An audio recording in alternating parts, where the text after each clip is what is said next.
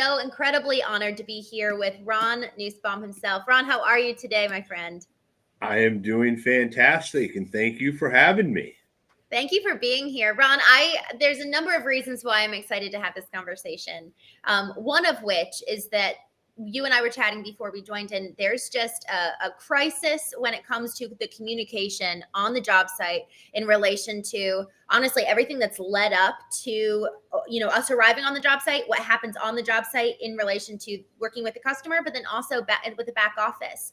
I've done a number of these kind of diving into the things that are breaking in the project timelines, like where are we actually having our biggest pitfalls in the project, from initially the consultation with the customer to the job being completed. And so often it's that time, it's the time between going to the job, being on the job site, and then completing it. It's like these little incremental moments that we just keep running into these issues where we really break down the essence and the integrity of what we say that we're going to do for our customer. And so that's what we're going to talk about today, among many other things. But Ron, before we dive in, tell me your favorite thing about yourself.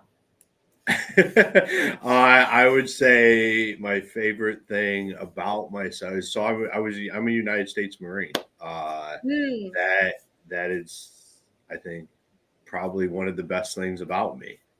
Wow. I love that answer. I was wondering where that would come up and come in, because you tell me, I have a feeling like that changes the way that you engage on a business front. Is that correct? Yeah, I think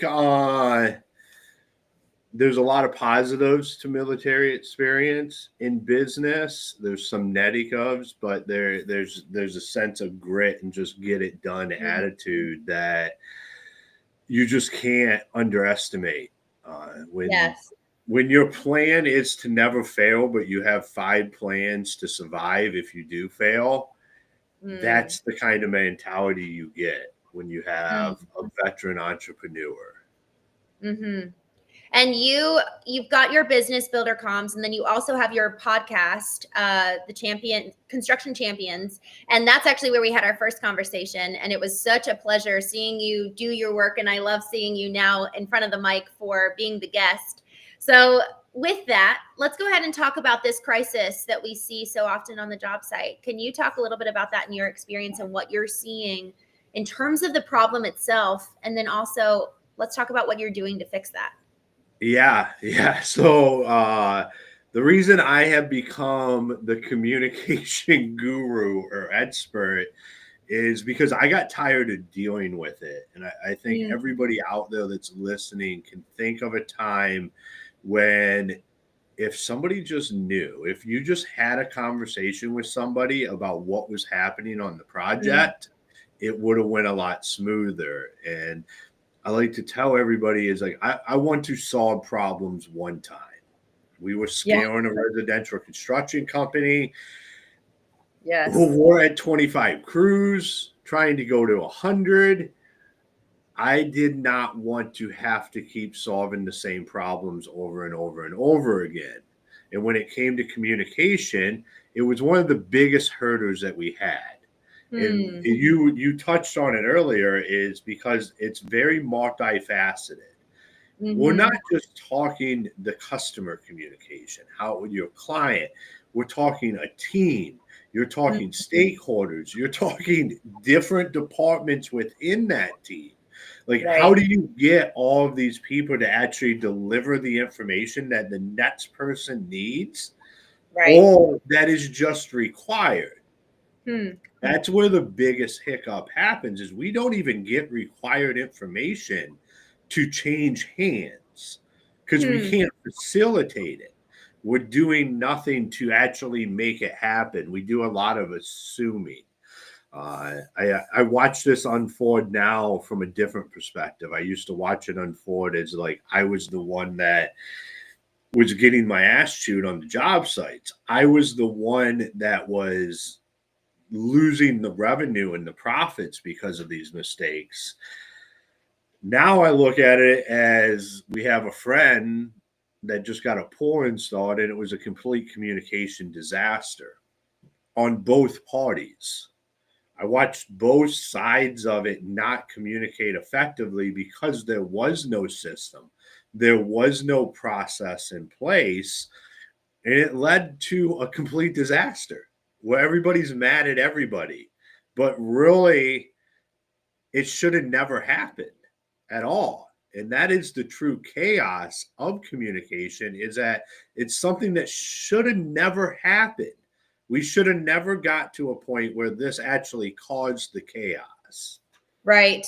Right. And to that point, is it the lack of systems in place? Is it the lack of, maybe it's even just not even just the lack of systems, having the house where we actually have those conversations. And it could also be the lack of even SOP, like standard operating procedures. This is how we go about communicating. Oh, and by the way, the system is the vehicle that we do this. Which do you think it is, or both, or something that I haven't said? So, I believe BuilderComs is the solution for this, but without SOPs, it doesn't work. Like, you have to have a way that you go about it. You like, this is how we're going to respond to this. This is how, when this happens, this is how we're going to communicate. You have to have SOPs built around your communication. And Yes. without that, it doesn't matter what software you use. I believe that we use too much and it's too complex when it comes to software. That becomes the hold up, is like, we got Gmail, we got text messages, somebody has a Slack channel, somebody's on a personal phone, homeowners, I don't even know what's going on. We have all these different channels and we're not in control of a lot of them. That is where a lot of the issues stem from, because you have no idea. Like, you do not know what's happening on that project. Even if you have SOPs, if the communication's happening everywhere else, Right.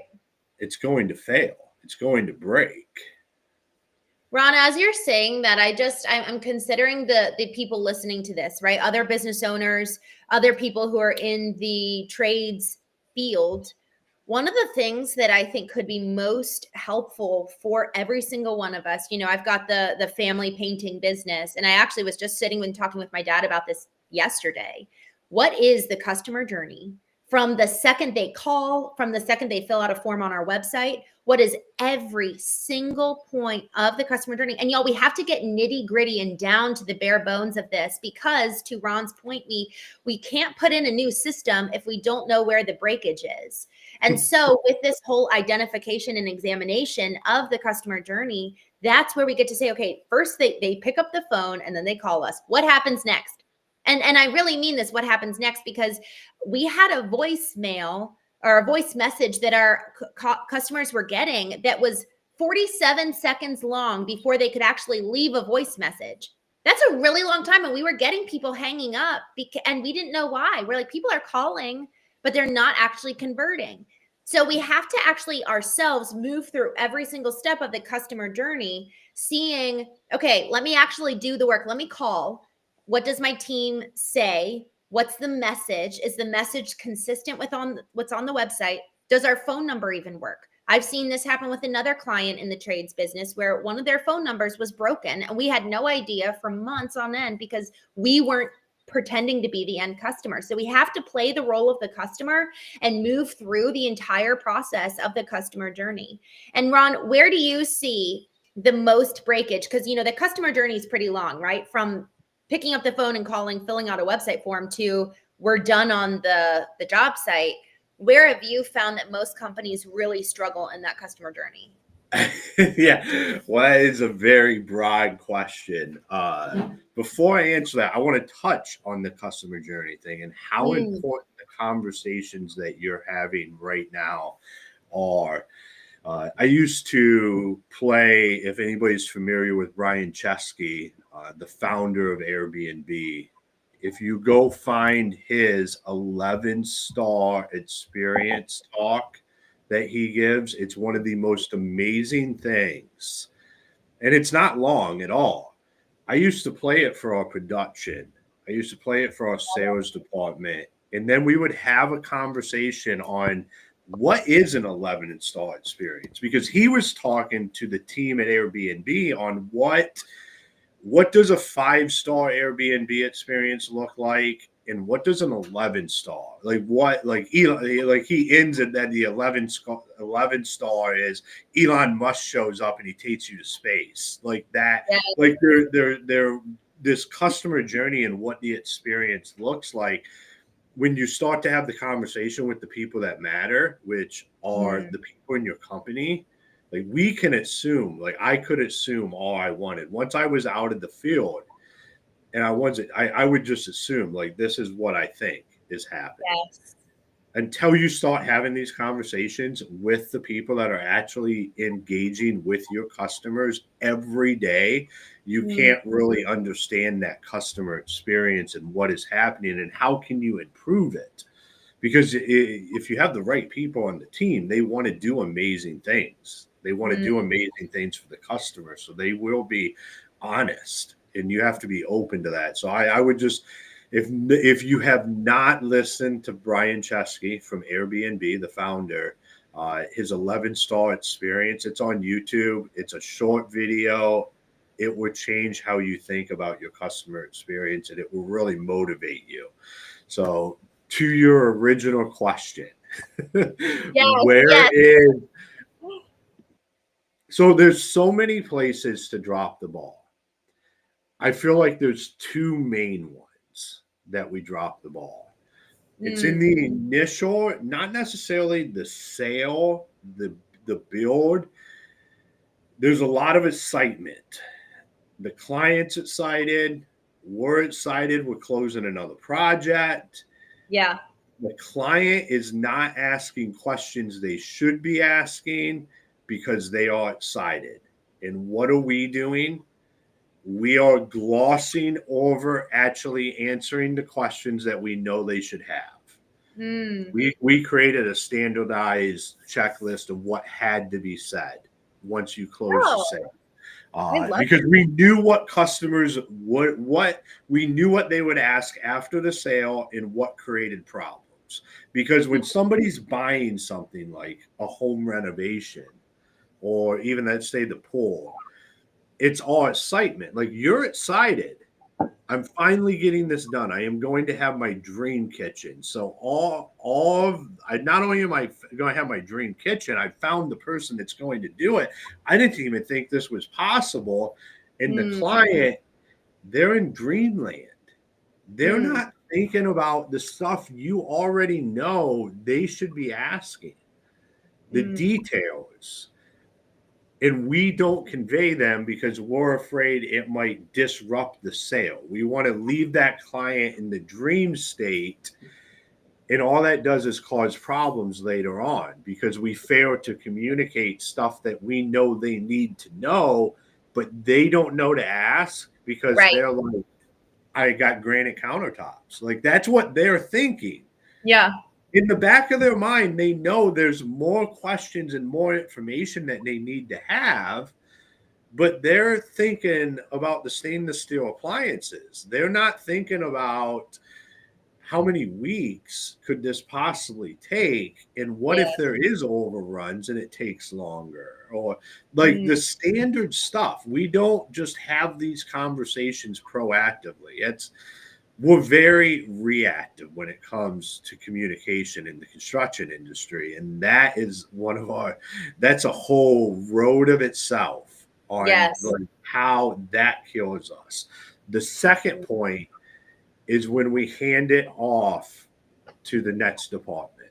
And this doesn't have to be, everybody thinks sales to production. This can be marketing to sales. It can be production to finance. It can be, we suck at handing off a completed packet that we have done all of our responsibilities on. And if we haven't communicating that, we just do not do a good job internally of letting the next in line know what's happening with a project, what is going on there, about the customer, any of that kind of stuff. We don't do that. And that's where the ball gets dropped. It's why customers are like, I don't know who to talk to. I talked to John, but then Mary called me and said that Jim was coming out. Like we have all this confusion because nobody is internally talking to each other. So I would say, in my experience, in what I watch today, that is where the biggest downfalls happen in communication. Mm-hmm. I love that. Even just that example of talk to John, Mary called and said Jim's coming out. It's so many names. One, two, it actually strips away the desire for the personalization of this is your person, this is John, and they form the relationship with John.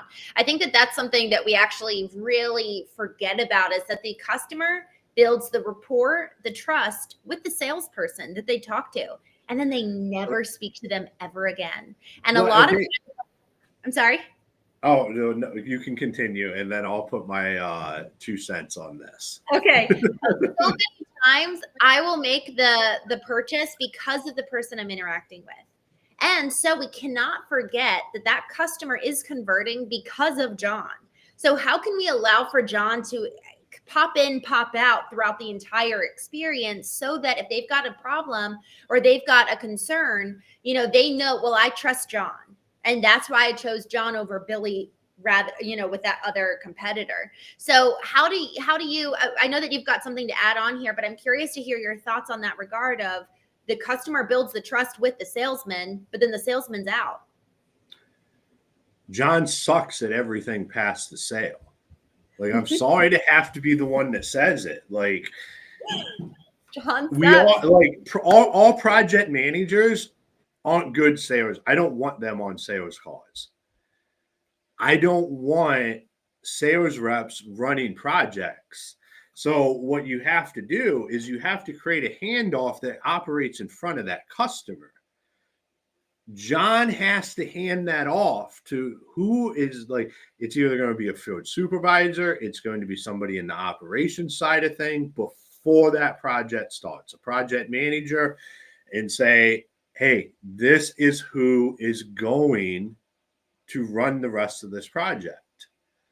Like that, I am good at what I am good at, and then have a handoff. And Right. that handoff has to happen. So here's the problem. We do it behind closed doors and we suck at it.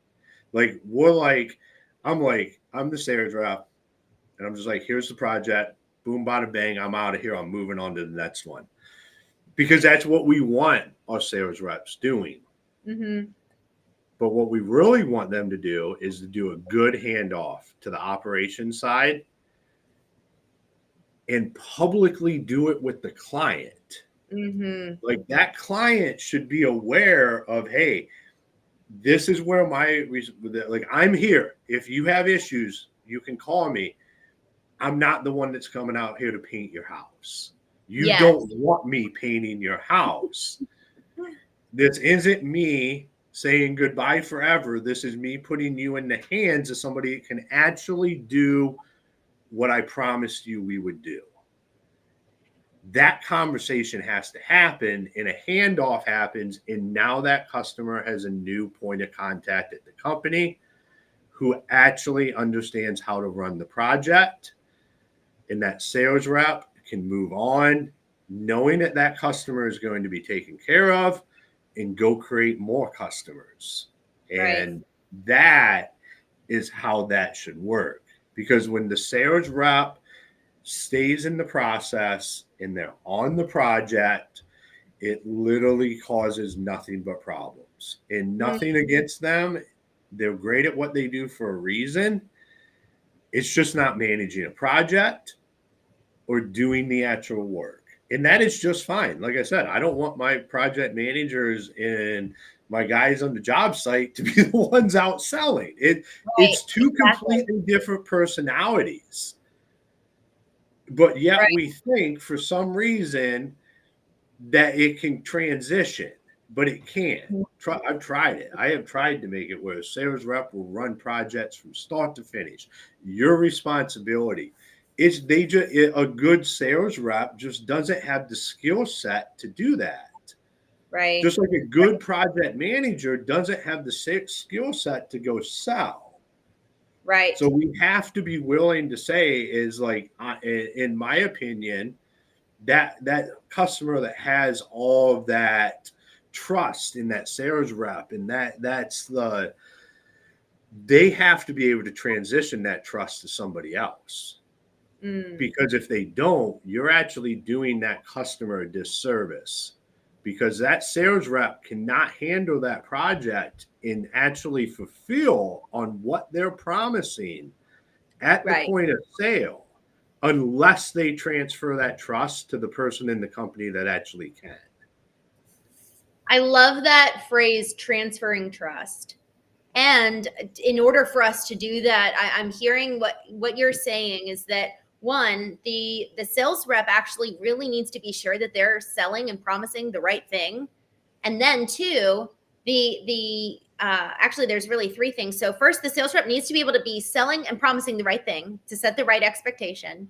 The project manager needs to know what the conversations are that they're having before they come in and try to deliver, because that's a communication gap, as well as the back end conversation between the project manager and salesman of, hey, by the way, this is exactly what their problem is. This is exactly what I'm promising. This is exactly what you're going to be delivering. And then to your point, the third piece, which is taking it public facing and doing that really warm handoff. And one thing to even add to this is not just beyond the minutia and details of the project, but what are those personal touch points of how the salesman bonded with the homeowner? How can we bring those personal touch points and incorporate the project manager into this new relationship that's happening so that there's really that emotional bond? Because there's 95% of our purchase decisions take place in our subconscious, which is where our emotions live. So we have to be allowing for the emotional connection between the customer and the salesman that's already solidified, and then having the salesman come in and act as kind of like, I'm going to put my hands on both the project manager, the customer, and I'm going to like put you two together to have that transfer of trust that you said. I love that concept, and just that picture of the salesman really like standing behind these two as they meet and allowing for the emotional connection to take place, and not even just allowing, but facilitating, telling them this is why they resonated with me. Let me, customer, tell you emotional reasons why you'll connect with Bobby, the project manager, and why you're in such good hands. What are your thoughts on that? Yeah, so we used to have sales reps write at least a paragraph of like the stuff you're talking about, include that with the packet.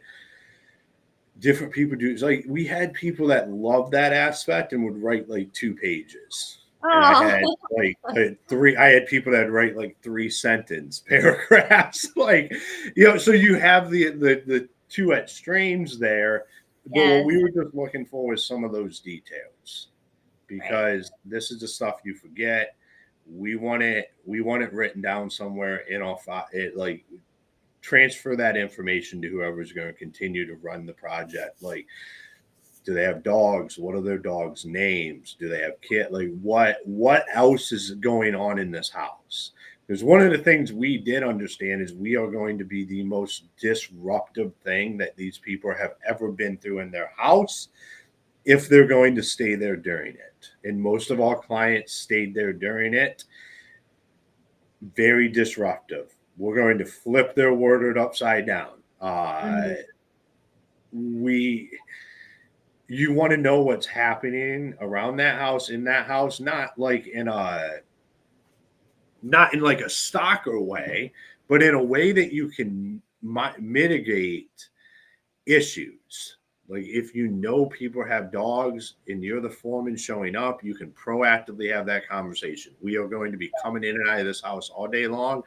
I know you got Rory and Mackie over here, and what is the plan with them? Because this door, like, I don't want them getting out. Yeah. So it allows you to start to understand some of the conversations you're going to have.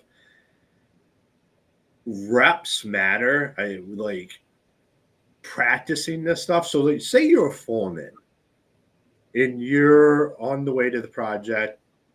The project manager has briefed you on everything because they're the ones that have been handling it since the sales rep was there. You now know you have your detailed information. You're on the way there and you're dealing with a homeowner. Homeowner's going to be there. And you can play some of this out in your head. The conversations that you're going to have.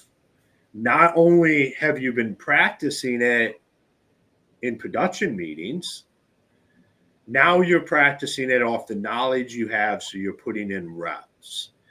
Right. The more experience you have, the more reps you have, the better you're going to be when you're talking to that customer. And that's what really matters. Like that's what when I was a foreman, that's what made me great at being a foreman is I figured out really quickly that almost every homeowner is the same. It's the same core principle of conversations that I need to have with them and information that they need. So I built out my own way to do it. How I was going to do the walkthrough before we even started, how I was going to do the mid walkthrough to the end, had my own system, had never had issues with a customer. Customers loved me, but it was because I figured out what are the key questions that people ask, and I proactively started answering them. So I would answer the questions that I knew most people asked in the mid walkthrough. I would answer those questions in the beginning walkthrough. Proactively getting ahead of issues that could be had. Issues that we have at close out of a job. I'm talking about those issues. Not that we're having issues is the thing. I'm eliminating the aspect of those issues becoming a reality by talking about what we are doing to not have those issues proactively. And then when I asked for the check, I collected 99% of the time. Right. Even Ron, if there was a quote up. Even if what? I'm sorry? Even if there was something they wasn't happy with, they would still write me a check because they felt comfortable that it would get resolved. Right. But it was because I was proactive with everything. Well, the transparency of truth really stands out to me as you're saying this, because I know, well, I'll make it personal, Ron. I can feel reticent to share the potential problems that people could have because I'm afraid that I'll scare them off. But you have such a completely different approach here, which I really deeply respect and I really appreciate. I think that there's something about just the transparency of truth that allows for people to know, oh, he actually said the bad news before it's even official. You know what I mean? Not saying that it will happen, but it could happen. And this is what we're going to do to take care of it. There's something subconsciously that really makes me breathe that sigh of relief because I may not have consciously thought of it yet, but it would have come up at some point. And so the fact that you're taking the lead and that whole concept of taking the lead in and of itself, like, oh man, I'm in good hands. I don't have to think of the right perfect question. I don't have to be the one to preemptively consider all that could happen and then circumvent it. I truly am with a real partner who's looking out for me. So that's what the transparency of truth that you're talking about, that really, to your point, 99% of people will give you the check. It breeds the trust, but it also allows for the conversion process to be so much more increased, I bet. Yeah, and what I'm talking about is the stuff that we know. Yes. Like not like, okay, so we typically go to worst case scenarios because we like to paint fear, but we're the expert that can solve the fear. You can't go to the extreme, to the worst case scenarios on stuff. What you just need to do is understand how, like I said, I quickly learned all the customers are the same. They just have different personalities. They ask the questions differently. They want to know the same things. So if you're running a business that does a specific service, it's all about trends. You start to understand the trends and what people are asking, how they are asking it, what is the outcomes that they have to have. And once you know that stuff, you have like an unfair advantage. Yeah. Because now you can address it beforehand. It's not about talking about all the worst case scenarios. It's about answering the biggest concerns that your customers have before their concerns, because Mm, you know it's coming. You right. know there is a question. I'm sure you get a question about how do you mask stuff off and what kind of plastic and stuff you use all the time. Like it's just stuff that you know it's coming and you can use as an advantage. And like you said, most people feel like I'm going to scare them off. Maybe they weren't a good customer if they're scared off by the facts of what's actually going to happen on the job, because you know this is what's going to happen. If you can't tell that customer what's going to happen, do you think you should be doing business with that customer? I mean, I would say no Yeah, personally. But the thing exactly. is that that good customer is, might decide, might be shopping you around, and it could be the reason why they do business with you, Mm, because they could go have somebody else out and they want to paint rainbows and sunshine, and they're like, wow, what about this? Like, I heard this could be oh, that never happens. And it's something that happens on every project. But it's mm, like they're painting this different picture that customer is going to think, well, I just felt like this better connection with the person that was actually telling me how the process was going to work. And I mean, we used to jackhammer people's basement floors up. ooh, And that's messy. I would just that would be the conversation. Like, I am literally going to bring three guys in here, drag jackhammers down into your basement, mask everything off, and it is going to be the loudest, most disruptive, dirty thing that has ever happened here. But this is the only way we can fix this. Mm, We're going to carry it all out through your stairs, right out your front door. I love We, that. It's so we were transparent. Well, because we knew our competitors. They painted rainbows and sunshine, and the homeowners knew it wasn't. Like when Mm, we were excavating outside of houses to do foundation repairs and rebuild foundations, we would show pictures of destroyed yards. And like, I'm going to dig down underneath your foundation 12 feet out. Like, I'm going right. to have heavy machinery here. Now, we a lot of times left the yard. I had great operators. They would leave yards. That's absolutely blow my mind. But those aren't the pictures we showed, because for us, that was outliers, and we had a greater chance of a complete disaster in somebody's yard than we Mm, did actually putting it back, making it look awesome. yeah.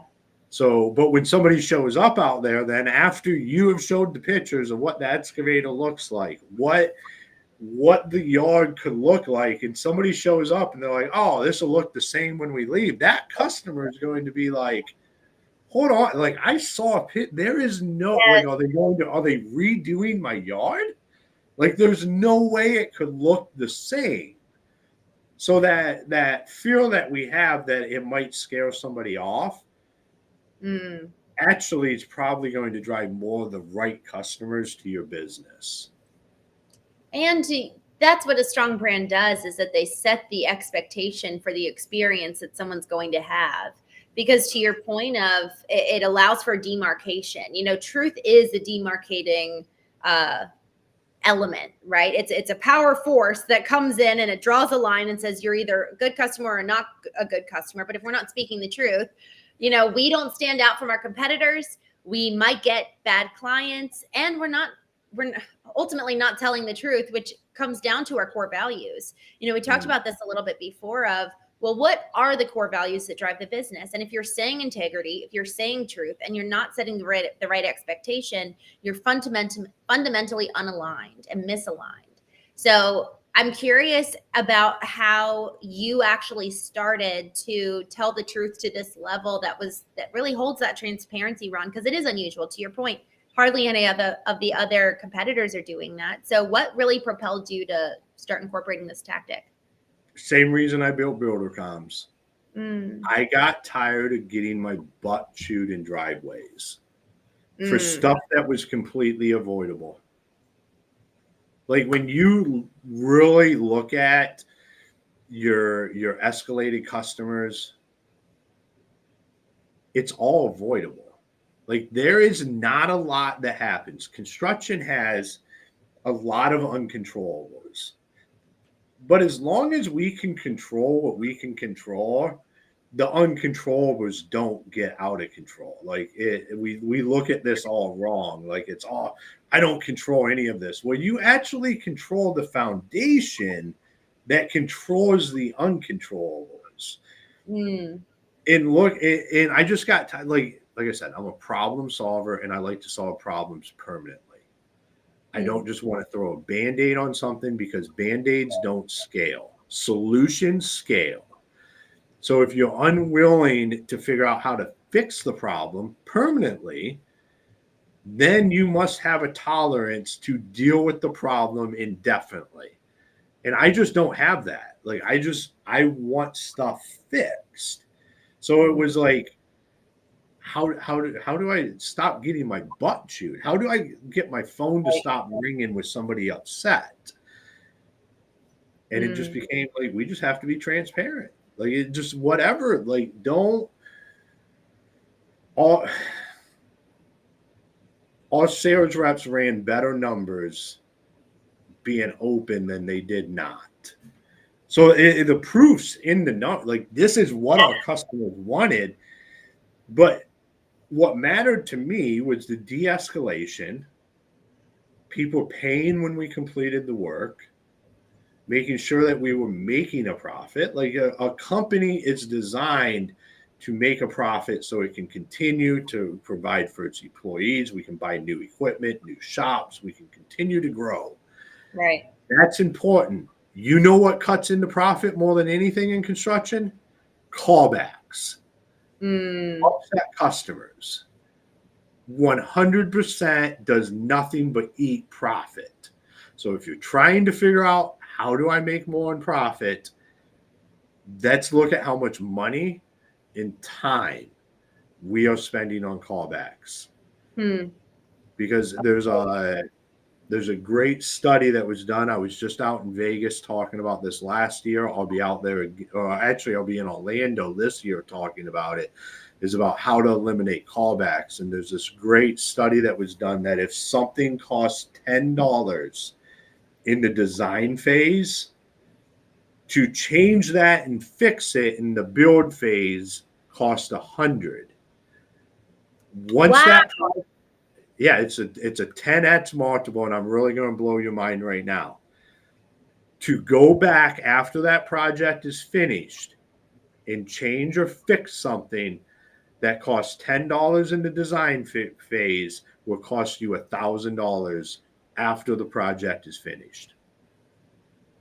This is why callbacks in redoing stuff is absolutely gutting people's businesses. I just got chills. That is absurd. And to your point, transparency fixes that because they know what to expect. They're not going to be surprised.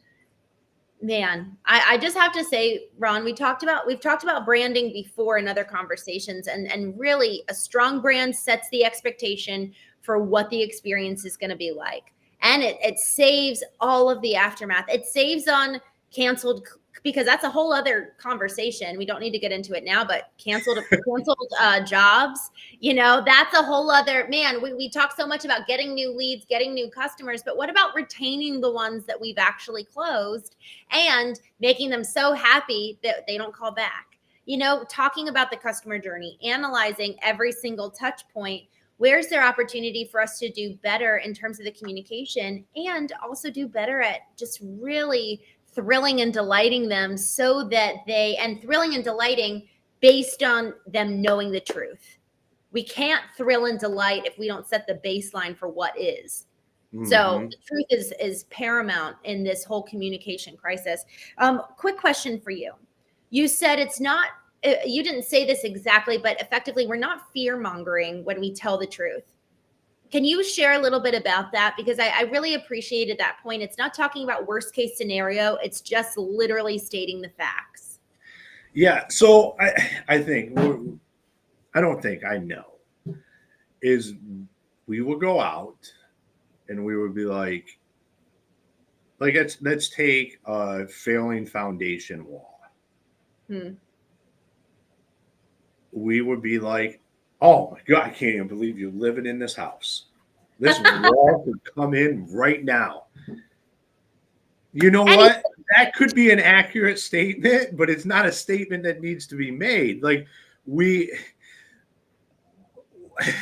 we feel like that's because that's not the truth either. Like we took the truth and we inflated it into something that fits a narrative that we want to tell that customer. The truth is just the truth. You can't speak to what the worst case scenario is. Think about the fact that we don't know what's behind a lot of walls. When we Mhm. open up a floor, we don't know what's under there. I don't have x-ray vision. I have Yeah, over a decade of experience that tells me this looks like it's this, and I can make a pretty educated guess on what we're going to run into. But all you're doing is being honest about your process. We're right, not talking about worst case scenarios. right. Like for painting, like I wouldn't go in and be like, well, we could put this paint on the wall and it could have a chemical reaction that would just melt your drywall. I would be talking about, we come in, we use a base primer, then we do 2 coats of this. We can do 3 if you want. We put plastic down on the floor, but we are painting your house. We're Mhm. going to do our best to clean up, but there could be some spots around. Our guys are professional at this, but at the end of the day, we are spraying or we are brushing on or whatever. However you do that, stuff Yeah, happens. right. It's not a perfect science. Like just be like people just want you to be real and like be honest with them. But Mhm. we feel like the honesty is like I'm way over the top. Like I'm going to tell uh worst case scenario. Why and you don't put those thoughts in your customer's mind. Right. Address the worst case scenario when you're approaching it, not Mm. like when it's hypothetical. And Like to your point about the fear mongering, it's not like your house could collapse any moment. It's not fear mongering or worst case scenario necessarily even about your process. It's just about in general setting um, an unrealistic element about the existing situation or circumstance and how then you're going to come in and be the hero. Yep. I like that perspective too. Joe on Facebook says, the lack of or poor processes, whether it's sales processes, operational processes, lack of lead is really a reflection of the lack of leadership making process a priority. And then he says, without structured processes, growth is not an option. I absolutely love that comment. Without structured processes, growth is not an option. And communicating that to your customer. We need to know it on the internal. We need to have it in for us as a team, but we have to communicate that to our audience. There's a lot more here that I'd love to dig into, Ron. Can I have you back on here and we can talk specifically about what those systems are and specifically what you've done on your end that have allowed for the scalability and the growth because of the new systems in place? Absolutely. I would love. I'm always willing to come on. This has been a Good. fantastic conversation.